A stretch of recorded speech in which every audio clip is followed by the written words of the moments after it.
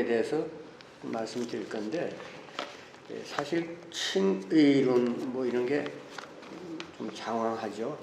그 칭의라는 말 자체가 일반적으로 사용하지 않는 말이죠. 우리 교회에서 쓰는 신학 용어입니다. 근데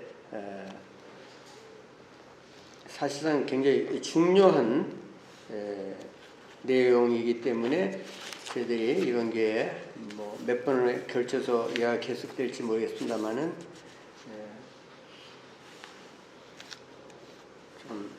좀 이해하시는데 도움이 되셨으면 좋겠고, 이미 많이 알고 계실 거예요. 근데 제가 거기 덧붙여서 뭐 크게 드릴 말씀 없지만은 정리하는 차원에서 말씀을 드리도록 하겠습니다. 철로 역정을 쓴 존 버년이라는 사람이 있었죠, 그죠? 근데 그분 굉장히 훌륭하잖아요. 어떻게 철로 역정을 쓸 수 있었을까? 그렇게 궁금히 여길 수 있죠. 그분의 영성이라든지 그분의 그 가르침에 담긴 여러 가지 그 통찰 같은 거 굉장히 뭐 여러 수백 년을 걸쳐서 큰 영향을 끼치고 있습니다. 근데 그 존 버년이 어떻게 예수를 믿게 됐을까? 그분은 어떤 구원의 아이디어를 가지고 하나님을 섬겼을까? 그런 것을 생각해 볼 때 한 가지 힌트를 얻을 수 있는 게 있는데, 그게 뭐냐면 그분이 한 고백이 있어요. 그 고백을 제가 읽어 드릴 테니까요. 참고하시기 바랍니다.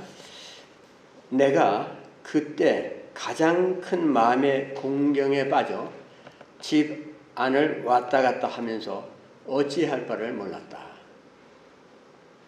그때 이 말씀이 내 마음을 사로잡았다. 그리스도 예수 안에 있는 속량으로 말미암아 하나님의 은혜로 값없이 의롭다 하심을 받은 자 되었느니라. 이 말씀이 내 마음을 놀라게 하였다. 이 말씀은 내 생애에 얼마나 큰 변화를 일으켰는지 모른다. 나는 마치 악몽에서 깨어난 듯 하였다. 하나님이 내게 이렇게 말씀하시는 것 같았다. 죄인아, 너는 너의 죄 때문에 내가 내 영혼을 구원할 수 없다고 생각한다.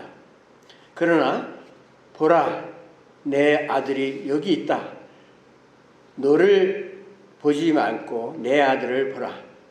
나는 너를 보지 않는다. 사실은 내가 보는 것은 내 아들이다. 나는 내 아들을 기뻐하는 것처럼 너를 기뻐하고 그렇게 대하겠다.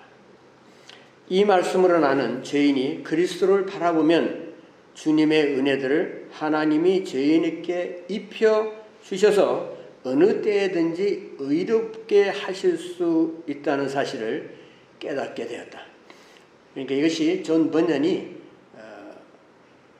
회심하게 된 결정적인 동기가 됐다는 것을 알 수 있죠. 그것이 곧 로마서 우리가 방금 읽은 그 3장 24절의 본문이고 그 의미를 깨닫게 된 것이죠.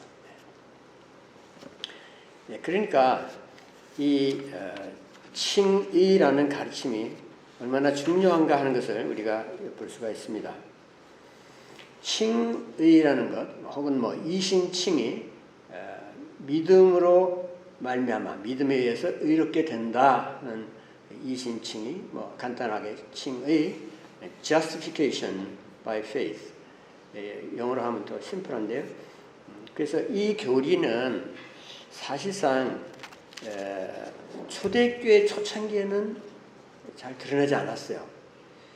놀랍게도 예수님의 생애에서도 칭의 교리는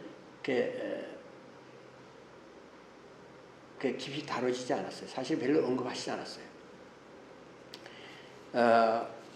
왜 그러냐면 오순절 이후 그러니까 한 10년 후에 AD 한 44년 경부터 이 칭의 교리가 이제 드러나기 시작합니다. 근데 보면은 예수님이 이렇게 말씀하셨어요. 제자들에게 내가 너희들에게 가르칠 것이 참 많다. 그런데 지금은 너희가 감당하지 못하리라. 그러니까 나중에 너희들에게 알려줄 가르침들이 많이 있다. 그런 말씀이죠. 그것은 내가 떠난 다음에 성령이 오시면 그때 성령께서 너희에게 나의 가르침을, 나의 뜻을 알려줄 것이다. 그렇게 미리 말씀하셨죠. 그러니까 칭의교리도 예수님께서 앞으로 성령이 오셔서 가르쳐줄 그 가르침의 중요한 부분이라는 거죠. 그래서 예수님이 내가 그런 의미에서 내가 떠나는 것이 너희들에게 유익하다고 그랬어요. 왜냐하면 떠나지 않으면 성령이 오시지 않기 때문에 성령이 오시지 않으면 예수님의 가르침을 더 많이 가르칠 수 있는 기회가 안 올 것이기 때문에 그렇다. 그러니까 당시에 예수님의 제자들은 예수님의 그와 같은 심대한 구원의 교리에 대한 가르침을 들을 준비가 안 돼 있었던 것입니다. 만약 그 당시에 예수님이 유대교의 그런 율법적인 의식이나 그런 여러 가지 형식이나 그런 가르침들에 의하지 않고 예수님 자신을 단순히 믿음으로 말미암아 구원을 받는다라고 가르쳤다면 난리가 났을 거예요. 유대인들이 결사반대했을 것입니다. 그래서 성령을 보내준다고 하셨고 그 성령이 너희를 진리로 인도할 것이다. 그렇게 말씀하셨기 때문에 이제 그 날이 이제 오게 되는데 그 사건이 오순절 사건이에요. 그래서 오순절이 오고 나서 그 후에 한 10년이 지났어요. 근데 어떤 일이 있었냐면 그 전에는 예수를 믿는 사람들이 전부 유대인들이었어요. 이방인들은 믿지 않았어요. 이방인들은 이렇게 전도도 안 했어요. 그래서 그 오순절에 3,000명이 있으면 구원을 받는데 그들이 무엇을 알고 어떻게 예수를 믿었는가 하면은 우리들처럼 이 칭의 교리를 알고 믿은 것이 아니었어요. 구원의 기본적인 그 가르침에 대해서 어떤 부분은 알았지만 어떤 부분은 전혀 몰랐어요. 예를 들어서 사도 베드로가 이제 오순절 때 설교하지 않았습니까? 근데 그 설교 때에 그 내용을 보면은 거기에 뭐 이신칭에 대한 교리가 없어요. 물론 예수가 하나님의 아들이라는 것을 인정하고 믿었죠. 예수님이 구약에서 예언한 그 예언의 성취라는 것도 믿었어요. 또 예수님을 믿었을 때 그들에게 성령이 내렸다는 것도 자기들이 체험적으로 알고 있었습니다. 그렇지만 칭에 대해서 몰랐어요. 베드로의 오순절 설교를 읽으면 이상하게도 속죄에 대한 교리가 없어요. 믿음으로 말미암는 칭의가 없다 그런 말씀이 굉장히 놀랍죠. 그래서 그럼 베드로는 무엇을 알고 예수를 믿고 하나님 사람들에게 복음을 전했을까 한다면은 베드로는 예수님이 이 세상 기초가 있기 이전에 하나님께서 예정하신 분이라는 것을 알고 믿었어요. 또 예수님이 하나님의 아들이시라는 사실도 믿었습니다. 예수님 이외에 다른 이로서는 구원을 받을 자가 없다는 것도 믿었어요. 그리고 이제 예수님을 신뢰하면 성령을 받는다는 것도 믿었습니다. 근데 이제 그 후에 어떤 일이 있게 되냐면 한 10년이라는 세월이 지나요. 근데 10년이 지나니까 이방인들이 예수를 믿기 시작하더라는 거예요. 이것은 굉장히 이상한 일이었어요. 유대인들의 관점에서 보면은 어떻게 이방인들이 예수를 믿지? 어떻게 구원을 받느냐 이거예요. 그래 보니까 이방인들에는 자기들의 관점에서 볼 때 예수를 믿을 수 있는 자격이나 뭐 이런 게 전혀 없어요. 근데도 예수를 믿는다 그러고 구원을 받았다 그러니까 굉장히 충격을 받은 것입니다. 그래서 이것이 이제 한 가지 뚜렷한 예를 보면은 빌립보 간수에 대한 사건을 잘 아시죠? 이제 사도 바울이 빌립보에 가서 이제 그 감옥에 갇혔는데 그 간수가 막 바울과 그 일행을 때리고 뭐 구금하지 않았습니까? 근데 그들이 찬송을 하고 하는 걸 보고 빌립보 간수가 그날 하나님께서 빌립보 간수의 마음을 여셨어요. 큰 감동을 주셨습니다. 근데 사실 이 빌립보 이 간수는 다른 어떤 크리스천 신자도 없었고, 뭐 교회 같이 다니는 사람도 없었고, 아무것도 몰랐어요. 로마 군인이었습니다. 그들은 바울을 이렇게 감금하고 바울을 이렇게 맡았던 그런 간수였어요. 뭐 전혀 그 기독교 복음 그런 거 알지 못했습니다. 근데 갑자기 주님이 간수의 마음에 크게 역사하셔서 간수가 내가 어찌하여 구원을 받을 수 있겠습니까? 하고 외치게 됩니다. 바울이 그때 어떻게 말했습니까? 그러세요? 그러면 저랑 같이 교회 다닙시다. 교회 나오세요. 내가 세례를 주겠습니다. 당신이 모든 죄를 회개하고 이제 앞으로 하나님을 잘 믿겠다고 약속한다면은 제가 교회 풀 멤버로 맞이하겠습니다. 뭐 그렇게 말했습니까? 과거의 삶에다 정리하고 새롭게 살아야 합니다. 그렇게 말하지 않아요. 사실상 바울은 회개라는 말도 하지 않았어요.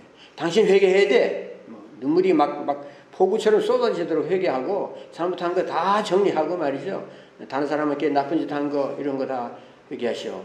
그렇게 하지 않고 단 한마디로 주 예수를 믿으라. 그것이 다른 거 없었어요. 그러면 어떻게 구원을 받으리라. 근데 간수가 그것을 그대로 받아들였어요. 그러자 야밤에 즉시 간수에게 바울이 세례를 베풀었습니다.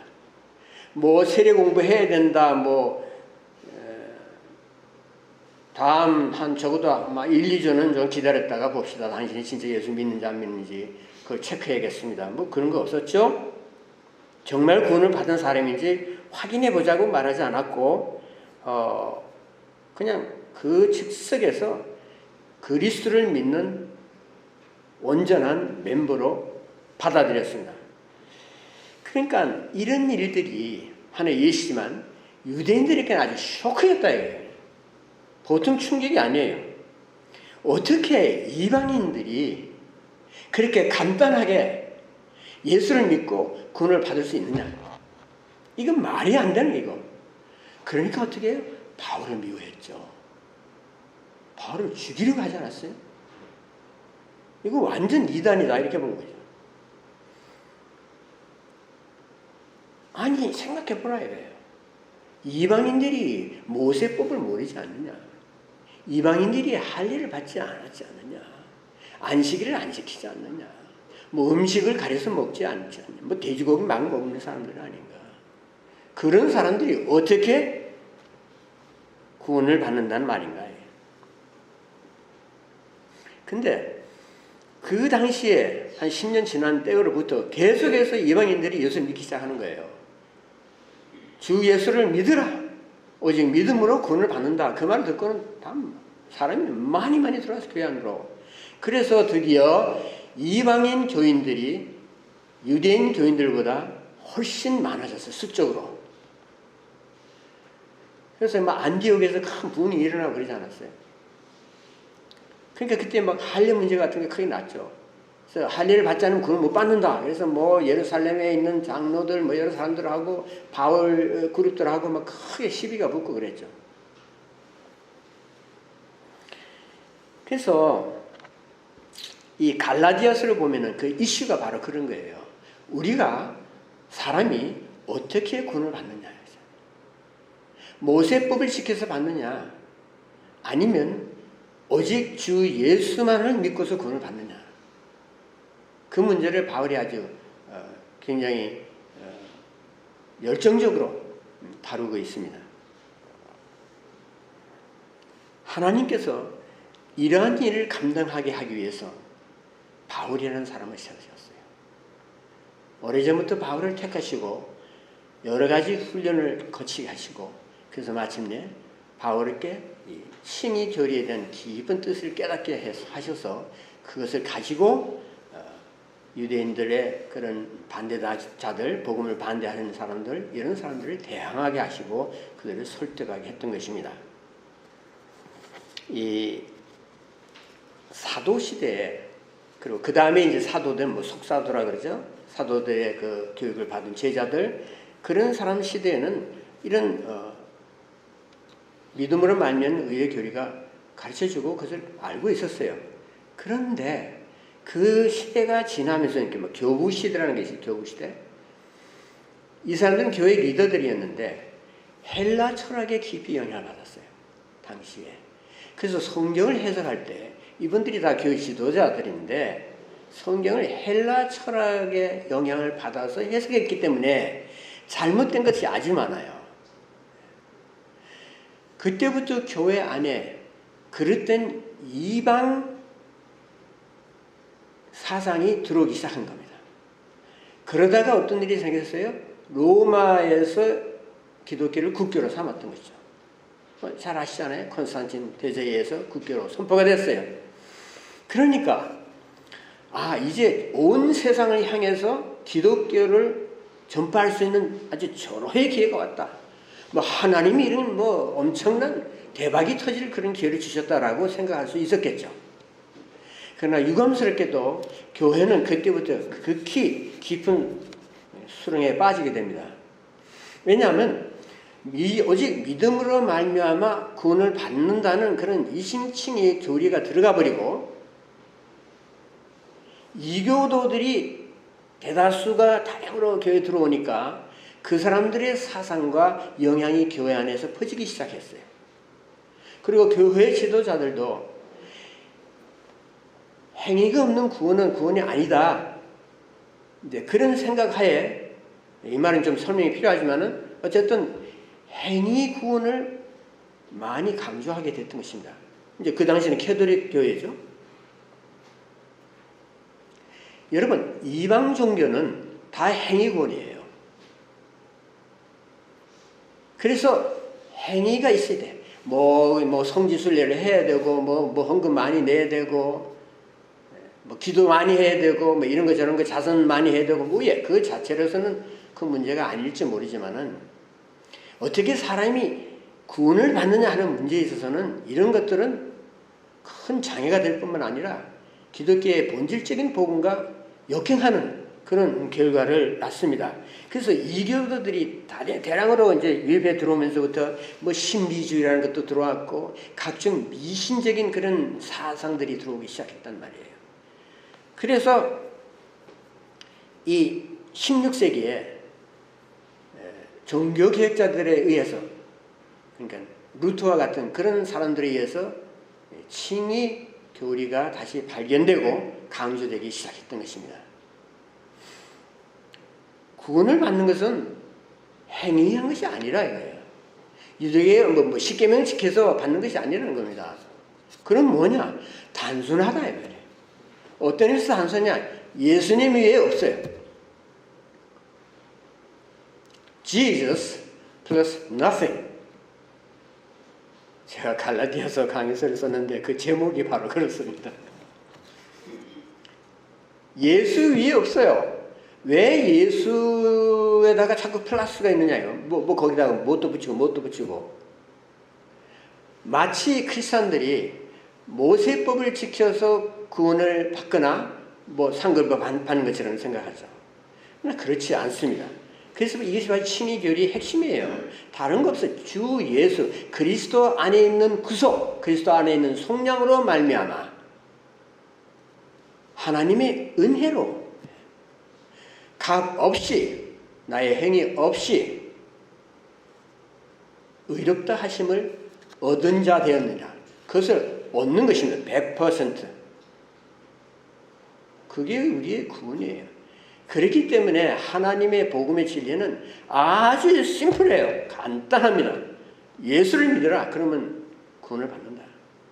그렇지만은 그 간단한 말씀, 간단한 복음의 골자는 생각할수록 심오한 것입니다. 그리고 그 내용과 그 분량이 심대한 것이에요. 그래서 이것이 신비하기까지 하거든요. 왜냐하면 사람이 그것을 이해할 수 없어요.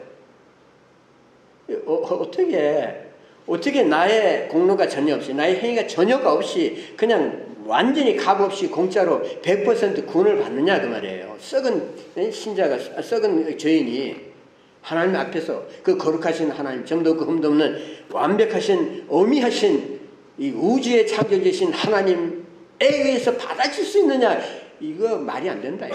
그러나 내 손에 뭐 조금이라도 가져오면 그는 사절이다. 내가 뭐 가지고 천국 들어가는 거 아니다. 오직 예수님을 믿고 사는, 예수님의 행위에 의해서, 예수님의 선행에 의해서, 예수님의 가르침과 예수님의 사상과 예수님의 기도와 예수님의 모든 것에 의해서, 그것에 내가 의지해서 하나님이 나를 받아주신다. 아까 존 번연의 이야기에서처럼 나는 너를 보는 것이 아니다. 너를 본다면 나는 예수 그리스도 안에서, 그리스도 안에 있는 너를 위한 속죄 사역을 통해서 그것을 보고 내가 너를 평가한다.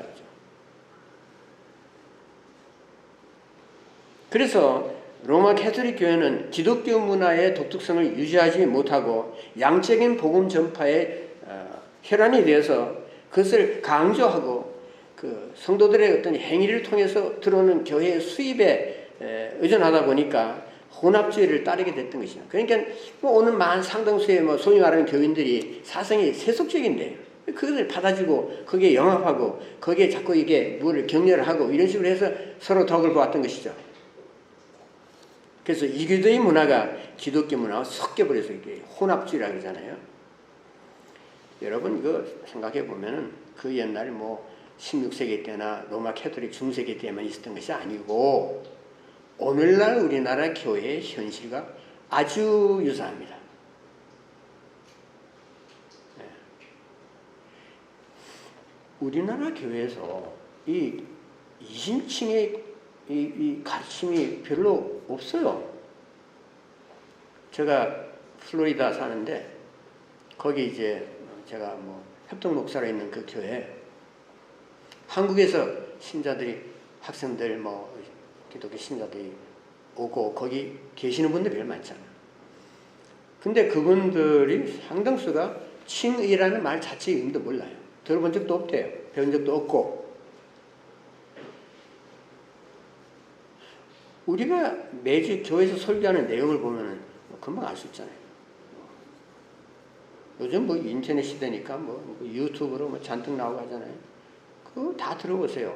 신의교리에 대해서 얘기하는 목사님이 많지 않습니다. 기독교의 기본적이고 근본적이고 구원의 기본이 되는 가르침을 강조하지 않고 그것을 중시하지 않으면은 교회가 타락해요. 그리고 타락한 교인이 회복될 수 있는 기회 없어요. 교회를 뭐 떠났거나 교회에 대해서 식상했거나 뭐 여러 가지 문제들이 있는데 그럴 때 그 교인이 어떻게 회복될 수 있냐 말이에요. 뭐 힐링이라는 말을 많이 쓰더라고요 보니까. 근데 그것이 뭐 여러 가지 좋은 간접적인 방법들도 있겠지만은 가장 결정적으로 중요한 것은 내가 어떻게 해서 구원을 받느냐, 또 어떻게 해서 구원을 받았느냐 하는 것을 확지하는 것입니다. 오직 예수 그리스도의 은혜로 하나님의 놀라운 섭리와 능력과 희생에 의해서 내가 하나님 앞에 서게 된다는 사실이 확실하지 않으면 내가 실수하고 내가 뭐 죄에 좀 빠지고 교회에 대해서 내가 실망하고 했을 때 나를 붙잡아 줄 수 있는 것이 아무것도 없어요. 그러나 그런 의미에서 구원의 확신이 없이 교회를 다니는 거예요. 왜 구원의 확신이 없느냐? 뭐 나를 보니까 그런 거예요. 옆에 성도를 보니까 그렇고 목사를 보니까 그런 거죠. 뭐 다 실망의 대상들이잖아요. 사실 그렇죠. 우리 존재가. 그런데 실망할 수 없는 완전하시고 완벽하신 예수님의 의를 내가 받고서 그것 때문에 하나님으로부터 나는 의로운 자라는 선포를 받았다는 것을 내가 확지하고 있다면 그 가르침의 깊이와 그 놀라운 하나님의 지혜와 하나님의 심대한 사랑에 대해서 내가 무릎을 꿇지 않을 수 없을까란 말이에요. 그러면 그 가르침을 내가 깊이 생각하면 생각할수록 넘어졌더라도 쉽게 일어날 수 있고 하나님 아버지께도 감사할 수 있고, 왜냐면 원래 내 것이 없었으니까 내가 뭐 잘한 것이 아무것도 없단 말이죠. 그러나 내가 그래도 뭐 교회에서 이런 일도 하고 저런 일도 하고 하나님 섬기느라고 섬겼고, 그래서 내가 뭐 하다다 이러면 넘어졌을 때 못 일어나요. 그래서 그냥 또 나가는 거예요. 그래서 우리가 근본적인 질문을 하지 않을 수 없는 것은, 당신이 진정으로 예수 그리스도를 나의 유일한 구주로 받아들인 적이 있었느냐 없었느냐. 그냥 대중 따라가고 뭐 믿는 사람 나오시니까 앞으로 나갔고 뭐 대교인이라고 그러니까 그런 줄 알고, 그래서 교인인 줄 알았다, 뭐 이렇게 생각하는 분들 많아요. 제가 교회를 이렇게 할 때 그 오시는 분들을 다 인터뷰를 합니다. 기존 교회라도 가서 제가 뭐 교회를 조금 뭐 돕는다든지 뭐 할 때 인터뷰를 한 사람 한 사람 다 인터뷰를 해요. 예외 없이 뭐 장로님이든 뭐 부목사든 누구든지 다 인터뷰해요. 그래서 제가 교인들에게 이렇게 말해요. 제가 여러분의 구원을 판단한 것이 아닙니다. 그것은 오로지 하나님만 아십니다. 그러나 목회적인 관점에서 내가 여러분을 도와야 되니까 나에게 솔직하게 예수님과 나 자신의 관계가 무엇인지를 말해 주십시오. 그래서 물어요. 한 사람씩, 당신에게 예수님은 누구이십니까? 예수님이 당신의 구주이십니까? 그러면 어떤 의미에서 그렇습니까? 물어봐요. 놀랍게도 저에게 솔직히 대답하시는 분들이 많은데, 상당수의 사람들이요, 저는 집사지만 뭐 사실 뭐 교회 조금 다니면서 다 집사지잖아요. 근데 저는 집사지만 아무튼 사실 그냥 확신이 없습니다. 그래요. 물론 마음이 확신하는 게 감정에 따라서 올라갈 수도 내려갈 수도 있어요. 뭐 큰 중재에 빠지면 내가 진짜 교인인가 구원을 받았는가 뭐 이런 생각, 회의를 느낄 수 있습니다. 그러나 그런 거 말고 저는 사실 교인이 아닌 것 같습니다. 그 왜 그러냐? 당신의 행위 가지고 판단하지 마라. 교인이 아닌 것은 제가 사실 진정으로 예수님을 나의 주님으로 받아들인 적이 사실 없는 것 같아요. 그러다가 대학교 가서, 교회를 좀 떠났다가 대학교 가서 대학 모임에서 나는 예수님을 진정으로 만났습니다. 예수님이 나의 구주라는 것을 믿게 됐습니다. 이렇게 말하면 상당히 많아요. 어떤 분들은 그래요. 예수님이 당신 누구예요? 당신이 구주이십니까? 예. 그런데 저는 또 예수님만 나의 구주가 된다고는 믿지 않습니다. 이렇게 말해요. 예? 뭐 다 직분 있고 한 분들, 교회를 수십 년 다닌 분들이 타종교에도 구원이 있다고 믿습니다.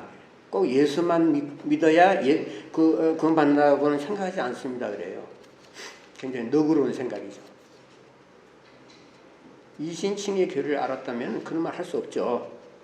예수 그리스도 안에 있는 속량으로 말미암아, 다른 사람 아니에요. 그리스도 안에 있는 속죄 속량 십자가로 말미암아 내가 값없이 하나님의 은혜를 구원받는다고 그랬잖아요. 그렇기 때문에 상당수가 예수 안 믿어요. 근데 교회가 예수 믿는 자로 인정을 하는 것입니다. 그러니까 그것이 큰 죄를 짓는 거예요. 목사들이. 왜 그러냐면 그 사람은 자기가 교인이 아니에요. 예수를 진짜 구주를 믿질 않아. 그런데도 불구하고 목사님 그러니까 교인들이 나를 교인을 대접해 주니까 그런가 보다 하고 그냥 교회를 하는 거예요. 복음 얘기하면 그 자기 교회는 나는 해당이 안 돼 이렇게 생각해 버리죠. 근데 뭐 잔뜩 그런 교회 키워놓고 뭐 해놓고 하다가 문제가 생기니까 교인들이 다 그냥 추풍 낙엽처럼 떨어져 나가잖아요. 그래서 그 같은 문제, 지금 현재 우리나라 교회가 심각한데 그런 문제를 우리가 해결할 수 있는 길은 뭐냐? 바로 하나님이 우리를 어떻게 구원하시는가 하는 것에 대한 근본적이고 확고한 철저한 가르침으로 돌아가야 된다고 해요. 그거 확인해야 돼요. 그거. 그러면 되는 거는 간단해요. 예수를 한번 믿었으면은, 진정으로 예수를 자신의 속죄주로 받아들였으면은 그 교인의 구원은 그게 뭐 조금 일이 일어났다고 해서 없어지고 흔들리는 거 아니에요. 그래서 이렇게 생각했어요. 그러면 그와 같은 중요한 위층의 교리가 왜 뭐 1500년, 1600년 동안 이렇게 그냥 이렇게 묻혀 있었느냐? 그렇게 질문할 수 있죠. 우선은 하나님의 일을 할 때, 복음을 전할 때 반드시 어둠의 세력이 공격을 해요. 여러분, 그것이 어둠의 사탄의 소명이에요. 사탄은 그 일을 안 할 수 없습니다. 자기의 죽고 사는 문제, 자기가 거기에서 자기 이겨야 돼요. 근데 그런 것에 대해서 우리가 너무 의식 없죠. 뭐 마귀가 어디 있어? 뭐 또 이제 마귀 있다고 믿는 사람은 또 유치하게 이게 무슨 뭐 미신적으로 그것을 대하기도 하고요. 그러나 어둠의 세력이 복음을 증오하기 때문에, 예수 그리스도를 증오하기 때문에 그리스도의 사역에 반드시 끼어들어서 방해합니다. 그런 것을 분별하는 것이 영적 식별력인데, 영적 영안이 식별력이 부족하거나 약하기 때문에 그런데 신경을 별로 안 써요. 어둠의 세력이 활동하시 너무나 분명한데도 그걸 못 본단 말이에요. 그래서 들을 게 있는 자들은 들으라고 하셨고, 눈 있는 자는 보라고 그러셨다고요. 근데 별로 그런 데 관심을 쓰지 않거든요. 그래서 인간들이 이러한 예수 그리스도의 말로 다 형언할 수 없는, 청량할 수 없는 그 심하고 심대하고 큰 하나님의 구원에 대해서 소홀하게 만드는 거예요. 그리고 다른 일에 무지하게 바쁘게 해요. 뭐 이것도 하라 저것도 하라, 이거 합시다 저거 합시다. 바빠요. 교회 다니면 바쁩니다. 그죠? 이 섬긴 일이 엄청 바빠요. 그러다가 어떻게 됩니까? 다 지쳐요 나중에. 아유, 그것도 다 해보니까 이제 지쳐서 안 돼. 좀 쉬어야지. 그러면 또 무슨 프로그램 만들어갖고 쫙 돌리고. 예수님을 닮아야 한다고 하면서 예수님이 원하시고 예수님이 하시는 스타일을 닮지 않아요. 예수님이 교회를 어떻게 하시는지 생각해 봐야죠. 제자들이 예수 그리스도를 어떻게 따르고 어떻게 수익으로 제자가 되는지를 생각해 봐야 돼요. 그런 거 관심이 별로 없어요. 그렇기 때문에 사탄이 아주 좋아하죠. 마귀가 와서 간에 앉아 있어요. 근데 다음 주에 또 왔어. 그 다음 주에도 또 왔어. 보니까 항상 거기 앉아 있어요. 우리 교회는 무지죠. 마귀가 사탄이 좋아하는 교회? 이거 위험하죠. 사탄이 와서 앉아서도 전혀 불편하지가 않아. 왜? 그리스도의 십자가의 칭의의 구분이 맺혀지지 않아요. 오직 그리스도 안에 있는 속량에 대해 말하지 않아요. 그러니까 사탄이 너무 편하게, 자기 십자가라 피라머니 그냥 소름이 끼치는데 편안하게 있어요. 예수님이 회당에 들어갔을 때, 가버나움 회당에 들어갔어요. 여러 가지 로컬 회당에 들어갔죠. 어떤 일이 일어났어요? 귀신들이 그냥 소리 지르고 난리가 났잖아요. 요즘 교회 와서 복음을 전할 때 그런 일이 일어납니까? 굉장히 드물겠죠. 그렇지만 그러면 마귀가 우리 교회에 안 앉아 있을까요? 악령들이 전혀 드나들지 못할 거예요. 이 교회는 아마 안 할 걸 알아요. I don't know. 잘 모르겠어요. 죄송합니다. 근데 그거를 우리가 깨어있으라. 왜 깨어있으라 그래요? 제자들이 지금 피곤해서 뭐 계속 엠마오까지 걸어갔다 오고 뭐 계속 그 더운 데는 예수님 따라다니는 게 얼마나 힘드냐고요.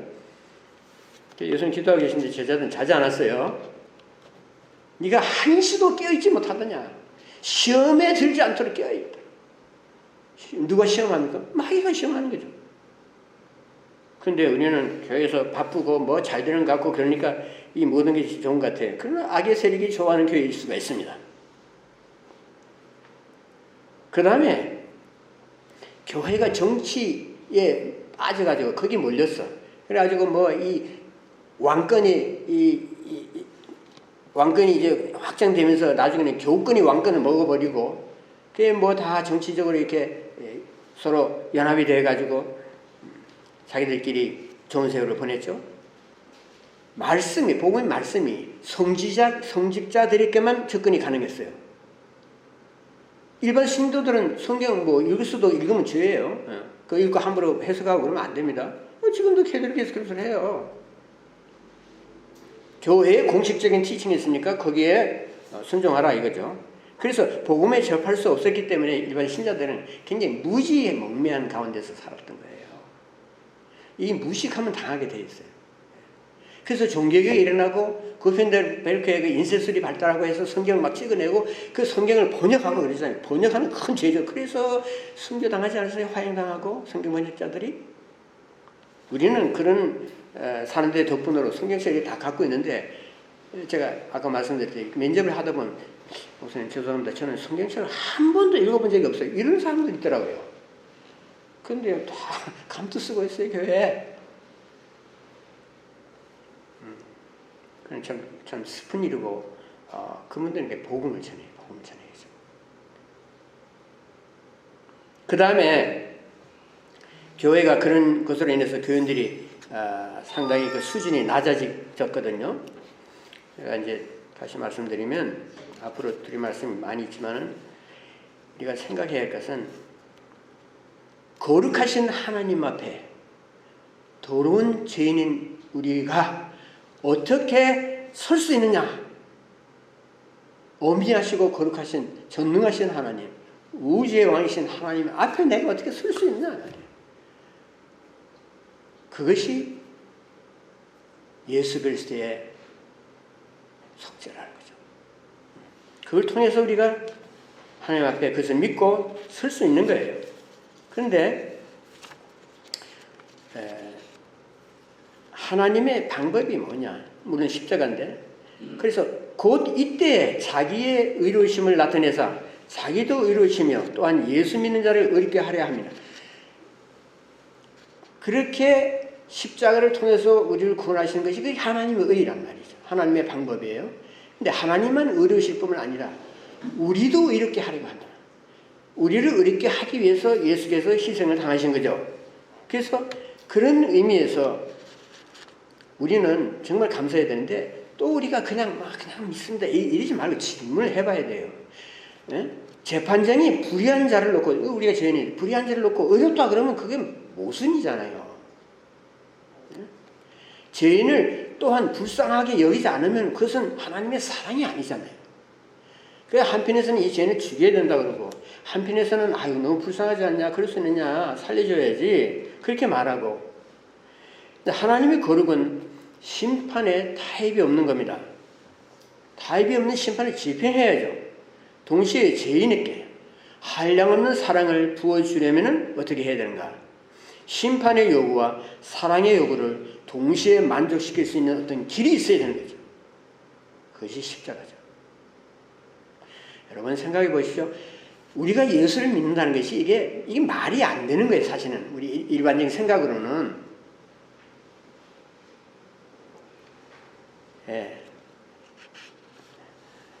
왜냐하면 예수님이 누구세요? 하나님의 아들이잖아요. 예수님이 누구세요? 신성을 가진 하나님의 아들이에요. 삼위일체 중에 한 분이시라고요.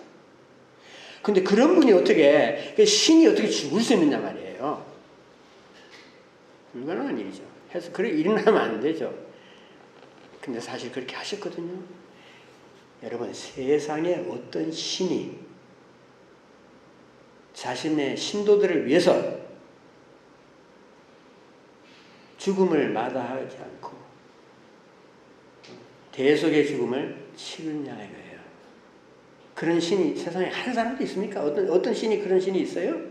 신도들부터 대접을 받으려고만 하지, 자기 자신을 죽는 데까지 내주는 그런 신을 우리가 신이라고 믿을 수 있을까요? 받아들일 수 있을까요? 그러니까 십자가에서 죽어버린 그런 나약한 분이 어떻게 내 문제를 해결할 수 있겠어요? 나의 죽음을 어떻게 해결할 수 있겠습니까? 나의 죄를 어떻게 해결할 수 있겠어요? 그 모든 역설적인 진리가 사실이라는 거죠.